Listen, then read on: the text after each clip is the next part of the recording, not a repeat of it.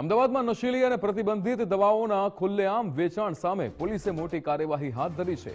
Zone 6 પોલીસે મણિનગર, દાણી લીમડા, ઈસનપુર, વટવા અને નારોલ વિસ્તારના ડઝનેક મેડિકલ સ્ટોર્સ પર એક સાથે દરોડા પાડ્યા હતા।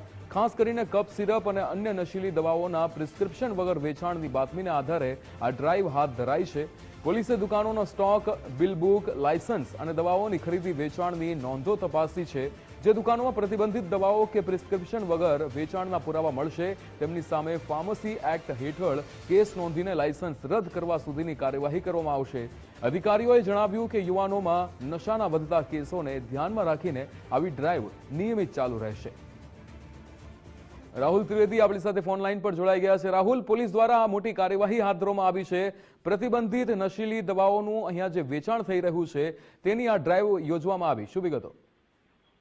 બિલકુલ, જે પ્રકારે પ્રતિબંધિત દવાઓ જે અવારનવાર અલગ અલગ મેડિકલ સ્ટોરની અંદર જોવા મળતી હોય છે અને તેનું જે ગેરકાયદેસર વેચાણ જે છે થતું હોય તેવા સમાચાર પણ સામે આવતા હોય છે।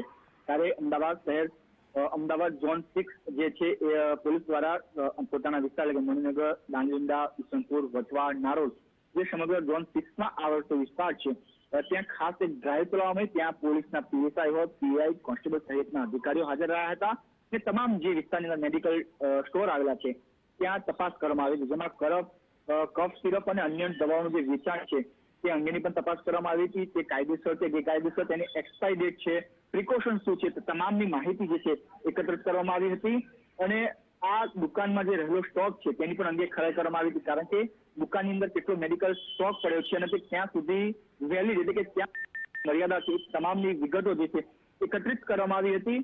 સાથે સાથે દવાઓનો સ્ટોક, પ્રિસ્ક્રિપ્શન વગરની જે દવાઓનું જે ગેરકાયદેસર વેચાણ થતું હોય તો તેની સામે કડકમાં કડક કાર્યવાહી કરવામાં આવશે। સાથે જે મેડિકલ સ્ટોર છે તેનું લાયસન્સ પણ રદ કરવા સુધીની કાર્યવાહી જે છે આગામી સમયમાં કરવામાં આવી શકે છે। બિલકુલ રાહુલ, માહિતી બદલ આપનો આભાર।